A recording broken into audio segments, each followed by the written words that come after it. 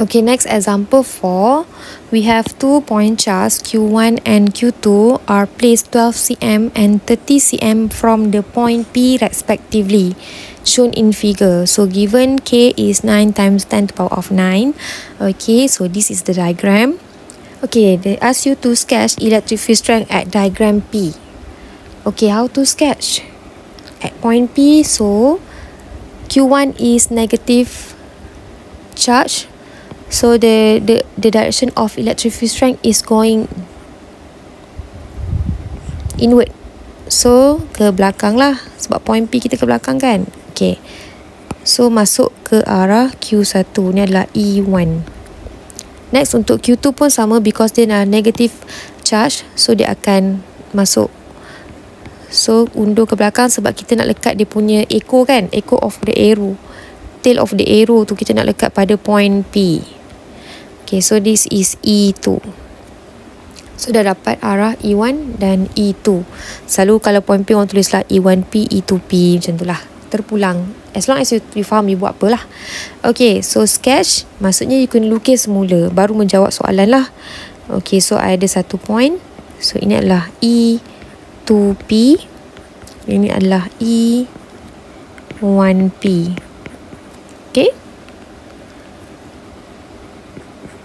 Okay, so next question. Okay, determine the magnitude and direction of the electric field intensity at point P. So disuruh kita cari. Jadi kita kena cari dululah each electric field strength tu. E1P berapa, E2P berapa. E1P is equal to KQ1 over R1P power of 2.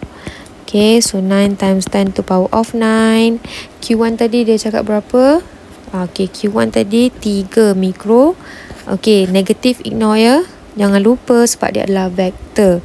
Kita dah lukis tadi, so kita dapat direction daripada lukisan. Okay, and then divided by the distance is 12 cm. So 12 times 10 to power of negative 2 then power of 2. So we get the value of E is 1.88 times 10 to the power of 6 and C negative 1. Okay, how about E2P? E2P is equal to KQ2 over R. Oh, R2P lah, power of 2. Okay, so 9 times 10 to the power of 9. So the value of Q2 is 5. 10 to the power of negative 6.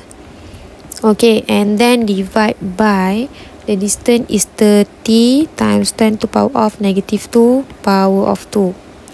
Okay, so we get the value of E2P is 5 times 10 to the power of 5 and C negative 1. Okay, so yang ini tengok direction dia. E1P adalah to the left. Saya memang suka tulis. Okay, ini adalah to the right. Okay, so sekarang ni kita nak cari dia punya resultant. Okay, jadi resultant kita E total lah ataupun E resultant sama dengan E1P plus E2P. Sebab resultant memang adalah hasil tambah. Okay, lepas tu baru kita tengok arah dia. Okay, so E1P adalah negatif lah sebab to the left kita assume to the left adalah negatif. Okay, so substitute value lah. Okay, negatif 1.88 times 10 to the power of 6 plus with 5 times 10 to the power of 5. Okay, so finally we get negative lah. 1.38 times 10 to the power of 6 Newton per Coulomb. Disebabkan awak dapat negatif, jawapannya awak adalah to the left. Okay, 1.38. Kalau cara penulisan betul lah, bila you letak negatif ni, you jangan tulis terus to the left. You buanglah negatif tu kalau ikutkan. Sebab dia ada dua maksud, magnitude and direction, kan? So negatif tadi kita cakap lah to the left, macam tu. Okay, barulah kita nampak macam bijak fizik sikit kan? Okay, so next question is okay, determine the net electric. Okay, ni electric field kan? Okay, so dia kata next question adalah determine the net electric force exerted on Q0 is 1 microcoulomb if it placed at P. Maksudnya tadi, okay, tadi negatif kan. Okay, saya lukis balik negative charge. Okay, dia place dekat point P negative charge. Okay, ni negative charge juga. Okay, maksudnya tadi ni EQ1, ini adalah Q2. Ni point P tadi kan. Okay, sekarang ni point P ni kita pindahkan charge ni duduk kat point P. So saya ada satu lagi charge positif dekat point P tu. So kalau dia nak suruh kita cari net electric force, nak guna cara yang asal macam tadi tu susah. Sebab kena cari yang ni dengan yang ni relation apa, yang ni dengan yang ni relation dia apa kan, untuk kira force bagi setiap satu tu. So leceh. So macam mana you nak buat, you boleh guna formula yang direct lah. Maksudnya formula E is equal to F over Q0. Awak boleh guna formula ni sebab test charge yang kita bawa ni dia pindah pergi dekat point P. Maksudnya test charge ni lah yang kita bawa pergi kat point P, kita boleh cari nilai force dia. Sebab kita ada E dia sama. E untuk case ni samalah sebab kita pindah charge ni pergi dekat point yang sedia ada, point yang sama. Just gantikan tempat point P tadi tu dengan charge. Okay, so kita boleh direct guna. Jadi awak nak cari force kan? Okay, so force is equal to force is equal to Q0 E. Jadi Q0 yang awak bawa tadi positive test charge kan? Okay, just gantikan nilai charge, ambil nilai charge lah. Kalau negative charge pun ambil nilai magnitude saja tau. Okay, 1 kali 10 negatif 6. Okay, darab dengan E yang kita dapat tadi. E tadi berapa? Okay, 1.38 kan? Times 10 to power of 6. Okay, so dapatlah jawapan force dia adalah 1.38 Newton. Okay, so dia punya direction pergi mana? Okay, disebabkan kita bawa ni adalah test charge yang positif, based on definition of electric field strength, arah F dengan E akan sama kalau test charge yang kita bawa tu adalah test charge positif. So tadi E kita adalah to the left kan? Jadi force pun adalah to the left. Okay, saya harap clear lah. Okay, so next adalah determine the distance of the point A from Q1. Okay, the distance of a point A from Q1 where the electric field intensity is 0. Jadi kat sini saya boleh padam lah point P ni sebab dia tak tanya pasal point P dah, dia tanya pasal point A. Okay, so kita tak tahu. Okay, sekarang ni kita nak cari point A tu duduk kat mana? Bukan point P ini soalan dah jadi dia suruh cari kat mana boleh hasilkan intensity is 0. Dekat point P tak mungkin lah kosong. Sebab tu dia ada nilai tadi kan. Okay, so kita kena cari satu tempat yang baru di mana point A duduk. Contoh saya ganti kat sini point A.